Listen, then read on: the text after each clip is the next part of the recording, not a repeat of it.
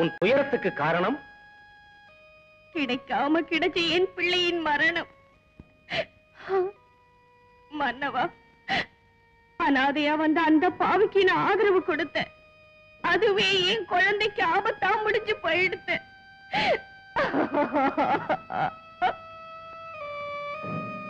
எதன் பொருட்டு அந்த குழந்தையை கொலை செய்தாயம்மா? சுவாமி, நீயா? அன்றொரு முறை கூட என்னை இப்படி கூப்பிட்டு ஆச்சரியப்பட வைத்தாய். யாரம்மா நீ? ராதா. என்ன திமிர்! பிரம்மச்சாரியான மன்னவரை நீ அப்படி நாதா என்று கூப்பிட்டது குற்றம்.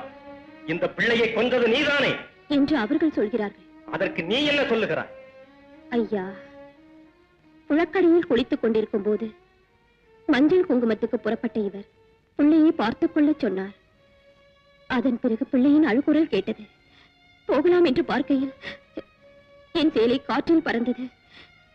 அப்படி ஒரு நிலையில் வெளியே வர முடியவில்லை. விளையாடிக் கொண்டிருந்த குழந்தை மீது பொம்மை விழுந்து குழந்தை மடிந்து விட்டது. அது பற்றி அவர்கள் சொல்லிதான் எனக்கே தெரிந்தது. அது என்னுடைய குற்றமானால் என்னை தண்டியுங்கள். முதலமைச்சரே, நிலைமையை விளக்கிச் சொல்லி குற்றவாளிக்கு உரிய தண்டனையை வழங்குங்கள். மன்னவா, நீராடிக் கொண்டிருந்த இவள் குழந்தை அழுமொழி கேட்டும் கூட ஆடையில்லாத நிலையில் வெளியே வரவில்லையாம். முன்பு அத்திரி மகாமுனிவரின் மனைவியான அனுசுயா தேவியை நிர்வாணமாக பிச்சையிடச் சொல்லிய ஆதிமூர்த்திகள் மூவரையும் தன் பத்தினி தன்மையின் சுத்த சக்தியால் பச்சிளம் பாலர்களாக்கி ஆடையின்றி அமுது படைத்தார். அந்த மகா புனிதவதி பிறந்த நாட்டு மண்ணிலே ஈன்ற தாய் அங்கில்லாத சமயத்தில் குழந்தையின் முன்பு ஆடை இல்லாமல் செல்ல அவமானப்பட்டு குழந்தையின் உயிருக்கே உலை வைத்தவள் இவள். ஆதரவளித்த நல்லவர்களுக்கே துரோகம் செய்த சந்தர்ப்பவாதி. குழந்தை கொலை பயங்கரம். அப்படி ஒரு பயங்கரத்தை உணர்ந்தே செய்த பாதகியும். மேலும் நிறைந்த சபையிலே உங்களை நாதா என்று அழைத்து குற்றம் புரிந்தவள் இவள். மன்னவா, இவளுக்கு உரிய தண்டனை தூக்கு தண்டனை ஒன்றுதான். மகாராஜா, ஒரு விண்ணப்பம். என்ன வேண்டும்?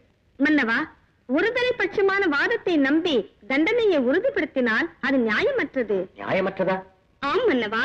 அங்கே தங்க வந்தவள் எந்த நேரமும் வீட்டை விட்டு வெளியேறலாம். அவளுக்கு உரிமை உண்டு. அப்படி தங்க வந்தவளிடம் குழந்தையை விட்டு சென்றது இந்த தாயின் குற்றம்.